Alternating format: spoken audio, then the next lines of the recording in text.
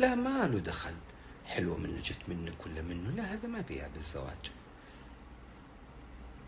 انت اللي تسوينه انك كلمي امك المفروض تقول والله انه خلوهم يتكلمون مع بعض، هذا رقم، خلوها هذا رقمها وخلوه يكلمون بعض، انه لازم احنا ودنا يكلمون بعض عشان يرتاح، اذا ارتاحوا والامور تمام واتفقوا توكلنا على الله، اذا لا لا عادي ما فيها مشكله. لانه في بعض الاسر تخاف ان هي تبادر، او عاداتهم وتقاليدهم وثقافتهم الاجتماعيه ما يطلبون فيسكتون، هم يخافون انهم يرفضون وهم يبونكم فيسكتوا لانه ما يبون بيمشون معكم.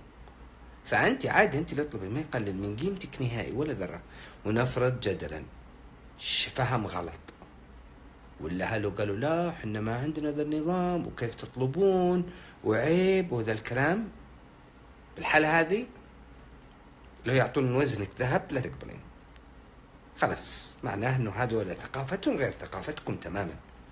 ما راح اقول غلط ولا صح ولا شيء، رايي لي، بس انا اقول للفيوتشر، معناه انه انتم عندكم افكار وعادات وتقاليد وثقافة انتم مختلفة تماما عنهم، فهذا ما يصلح لك، ابعدي عنه، خلاص شكرا السلام عليكم.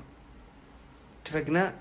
الله يوفقك. اذا انت ولا اهلك ولا امك ولا خالتك ولا اختك اللي جايه عن طرفها يقولوا لهم، تقول لهم هذا رقمه، خلوهم يكلمون بعض وخلوهم يدرون انه بس بعلم اهلك، ما انت قاعده تسوي شيء من وراء انت، ما انت براسلت له هلا والله انا فلانه تبي ودي اسولف معك، لا لا تسوينها، انت تخليني بشكل رسمي ونظامي وحقك عادي ما فيها شيء.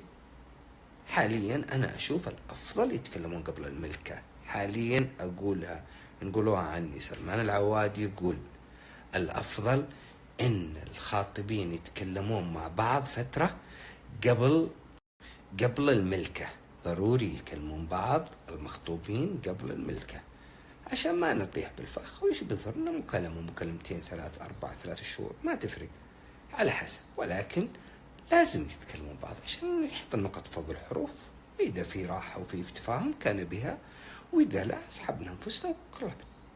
الله يستر عليك وعليه، ولا تحسب لي لا زيجة ولا تحسب لي تملك ولا تحسب لي أي شيء. اتفقنا؟ الله يسعدك.